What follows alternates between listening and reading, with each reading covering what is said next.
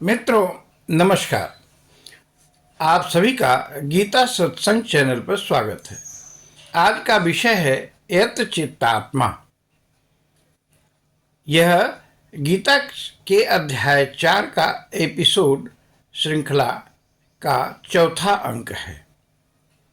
आशा है आप सभी स्वस्थ होंगे, प्रसन्न होंगे। तो आइए सत्संग में प्रवेश करते हैं। अंक 3 तक आपने कर्म और अकर्म की बात देखी और पंडित कहने की बात भी देखी। अब भगवान बताते हैं कि पंडित कौन है। पंडित का भाव ज्ञानी से है। 4/19 में वे कहते हैं, जस्य सर्वे समारंभा। समारंभा से क्या भाव है? जिनको प्रारंभ किया जाए उसे समारंभ कहते हैं। इसलिए समारंभ यानी कर्म, जस्य यानी जिसके, सर्वे समारंभा सभी कर्म, काम संकल्प वर्जिता बिना कामना और संकल्प के होते हैं।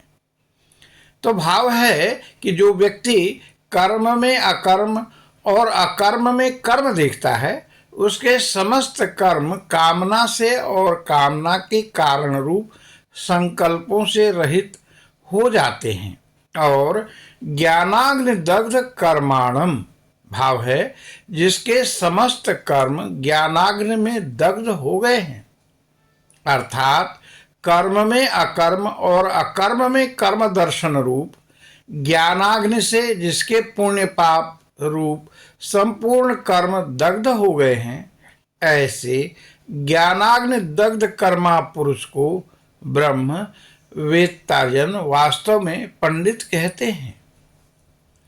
पूरे श्लोक का संक्षेप में भाव कहें तो जो व्यक्ति जनहिताय परहिताय कर्म करता है वह कर्म यज्ञ हो जाता है और वह वास्तव में कुछ भी नहीं करता, क्योंकि ज्ञान की अग्नि से भस्मीभूत कर्म ही अकर्म हो जाते हैं। इसी को और स्पष्ट अगले श्लोक में करते हैं। नैव किंचित करोति सः। वास्तव में वह कुछ नहीं करता। कौन है जो कर्म करता दिखता तो है पर वास्तव में कुछ नहीं करता।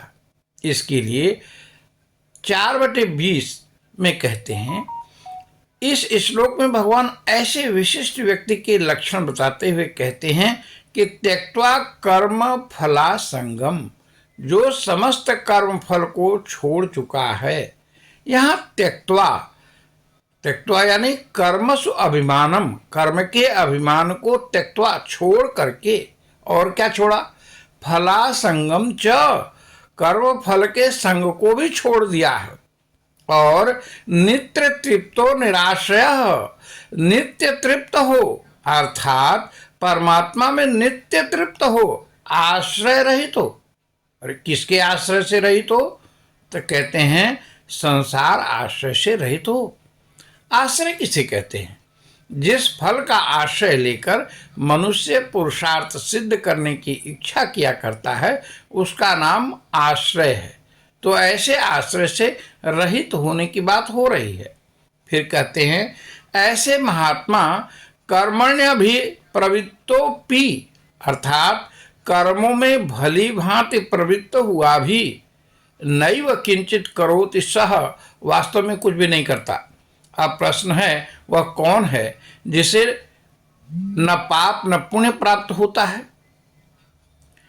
तो 21वें श्लोक में कहते हैं, निराशीर्यत चित्तात्मा त्यक्त सर्व परिग्रह शारीरम केवलम कर्म कुर्वन्नाप्नोति किल्बिषम्।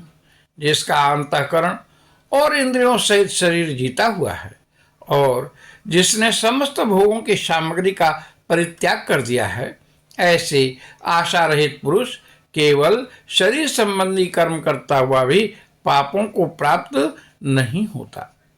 तो आइए समझते हैं, कर्म करता दिखे पर पाप पुण्य रहित, कर्म बंधन मुक्त जन के विशेषण भगवान ने क्या कहा है? निराशी कौन है? इस पर कहते हैं, निर्गता आशीषो यस्मात्, अर्थात जिसके संपूर्ण आशाएं दूर हो गई हों। यत चित्तात्मा चित्तम अंतःकरणम आत्मा बाह्य कार्यकरण संघातः तौर उभौ अपि यतौ संयत्र येन स चित्तात्मा। भाव है जिसके चित्त यानी अंतःकरण और इंद्रियों सहित शरीर जीता हुआ है वह एत चित्तात्मा है।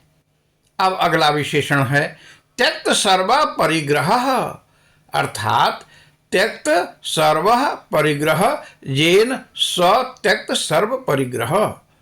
भाव है जिसने समस्त भोग सामग्रियों का त्याग छोड़ दिया है, त्याग कर दिया है, वह त्यक्त सर्व परिग्रह है।